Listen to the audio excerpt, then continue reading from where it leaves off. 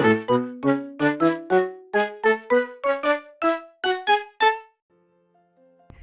everyone and welcome back to my channel, and today I have a DIY crafty video for you. I'm going to be showing you 5 easy DIY craft ideas if you are into gaming. I'm going to be showing you how to make these things. They're quite easy ideas and you can always adapt them to whatever games that you are into. So let's just get on with it, shall we? So the first thing I'm going to show you how to make is a dice tray, and what you need for this is a picture frame that is quite deep, so it will keep the dice in. So quite a deep frame, either a box frame or a frame that is quite deep, and you just need to take it apart, get rid of the glass. You might want to use that later to paint on, and take away the back, and we're just going to decorate it however you want to. I'm going for a galaxy theme for mine, so I'm just adding a bit of gesso to the top of the frame. I sanded it down a little bit first because it was varnished. I just added one layer of gesso to the outside of the frame, just the top bit. But you can paint the whole frame if you want to, or you don't have to paint it at all. You can stick stuff to it, it's totally up to you. You can do whatever you're into. If you're into RPG games, you can maybe draw your characters on it or just stick some models on, totally up to you. And once I had gessoed it, I painted it with blue and black to make a galaxy effect. I just used normal acrylic paint to give it a couple of coats, just because it was quite a dark wood and I wanted to get an even coverage. So I just added some blue and black. I don't normally use black, but when I'm doing galaxies I like to use black because it is quite a nice and deep galaxy if you use black and blue. But again, you don't have to do a galaxy, you can do whatever you want. And once I had painted it, I added some stars on with some white paint and a silver paint pen.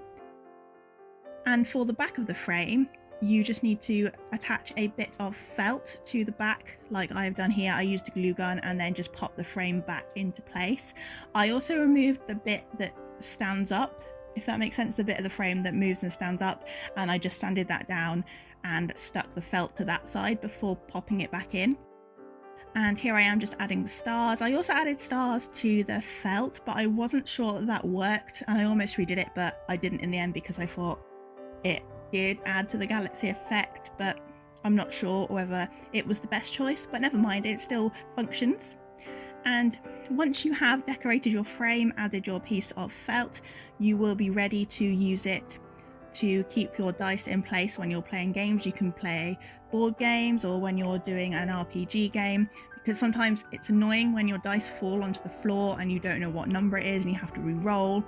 And yeah, so now you have something quite pretty to put your dice in and to use, because you can always store all your dice in there as well if you want to, because the frame will keep it in place. So just adding the finishing touches here, and I quite like how this turned out, but again, not sure about the stars. I think it's because I made some of them into shooting stars. I wasn't sure that that really worked that well, but never mind, it still works, and here it is finished.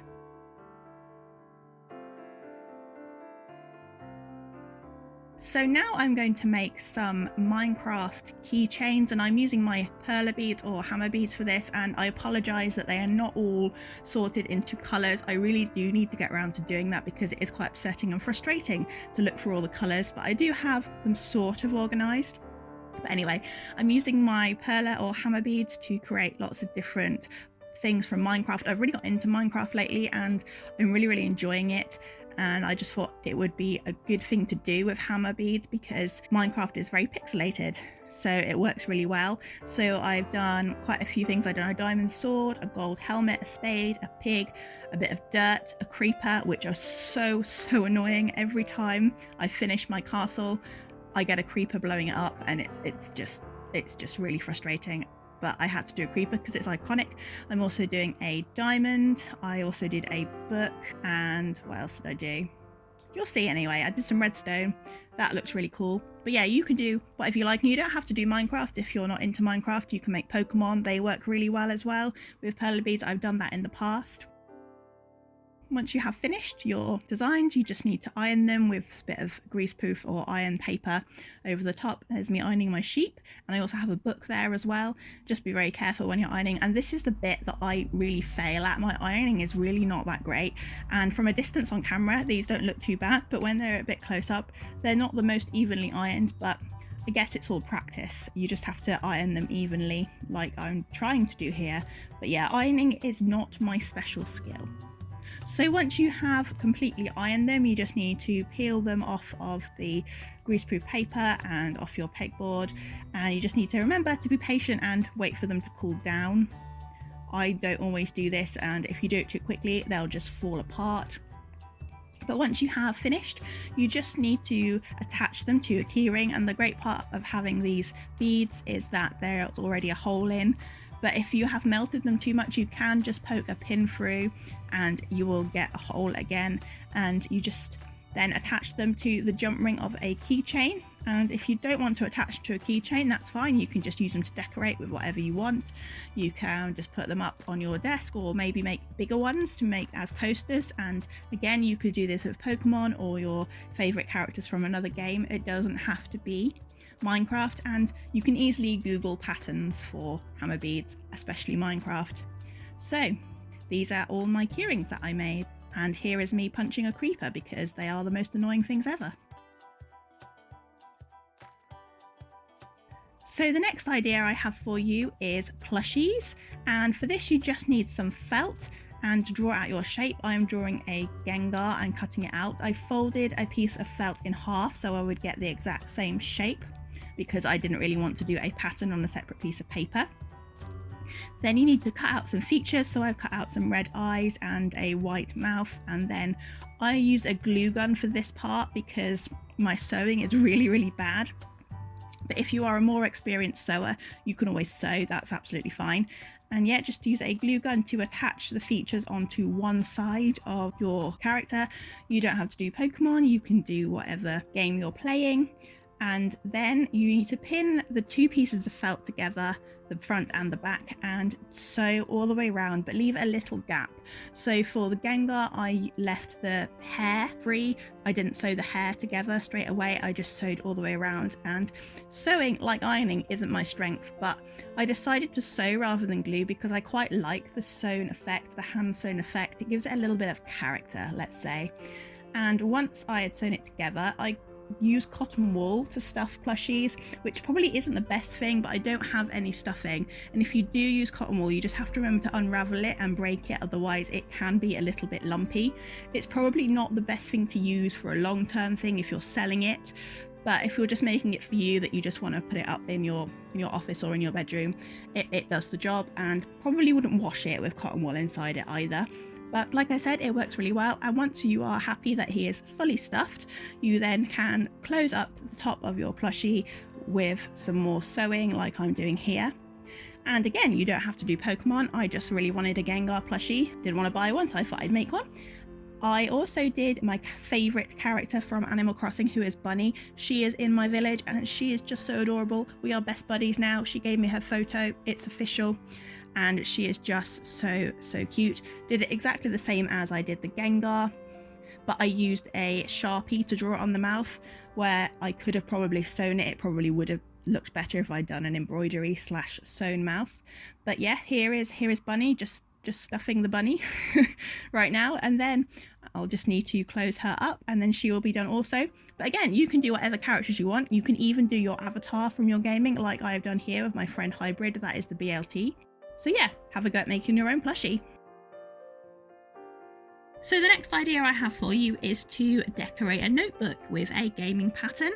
And I found this little notebook. I think I got it in a set from Tiger, and I'm using my gel pens, my pastel gel pens, to draw a Tetris pattern. And I had so much fun doing this. It was really fun looking up Tetris patterns and just drawing them. Yeah, it was quite therapeutic. This is definitely something that you can do if you are watching some Netflix or a YouTube channel, you're binge watching and you just wanna chill out and do a bit of colouring maybe.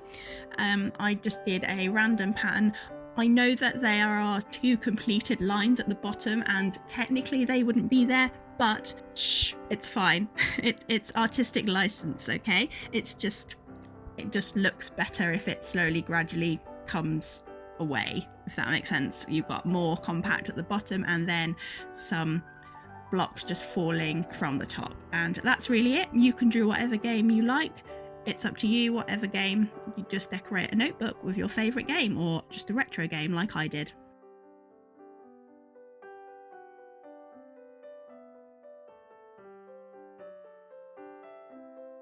So my last idea for you is to make some shrink plastic charms. I went for some consoles, some retro consoles-ish. I just kind of modelled them on some old console controllers, but changed the colours because I like nice colours. But you can do whatever you want. You can do your console, your favourite console. Again, you can do some characters, you can do some symbols, totally up to you. I sanded down my shrink plastic first, used some colour pencils to draw my design, and then carefully cut them out. Shrink plastic is a little bit tricky to cut out. It's a little bit harder than normal paper, so you just have to be careful that it doesn't snap, because it can snap. And yeah, I'm doing a Game Boy here, a retro Game Boy, just using some basic colours. And also, shrink plastic does get darker once you shrink it in the oven, so just bear that in mind when you're drawing your designs. Just doing another, this is a retro console, I think it's Nintendo. I think I based it on a Nintendo one. I also did a ghost from Pac-Man, because that's retro, and I also did a Space Invader, which I'm doing here. There we go, the bit that comes up when you press start. Just did a bit in black and just cut a border of the clear plastic.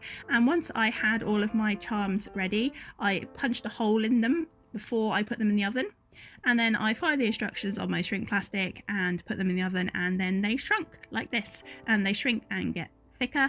And I added some details with some gel pens, my Signo silver gel pen, same as the white one. It's a really good silver, and just let it dry, and then added some nail polish, added a bit of glitter nail polish to the screen of the Game Boy, added some glitter nail polish to the green console, and then varnished each of them with some clear nail varnish too, because that seals it in quite nicely. You can use resin, but I don't like to use resin for charms. If you want to stick them onto badges, resin would be good. And then I added some jump rings to the little charms, and I made 2 of them into a bracelet like this. I found some little dice beads, and there's my head, you know, just blocking the view there. I found a couple of little dice beads to add because that's also gaming, and then I just added some buttons because I like to tie my bracelets off with buttons. And I also added a couple to some necklaces, so the console and the Space Invader and the little Game Boy charm I added onto a necklace. And yeah, you can make whatever you want. Like I said, you can make key rings, make pencil case charms, make bag charms, necklaces, bracelets. You just be as creative as you like. So here are all of my DIYs again. I really hope you enjoyed this video. I'm really pleased with how these turned out. Let me know in the comments below what your favourite DIY idea is and what your favourite game is too. But that is all for today's video. Thank you so much for watching. If you like this video, you know, emotionally, do leave a like down below, as that really does help me out. But that's all for today's video, and I'll see you in the next one. Bye for now.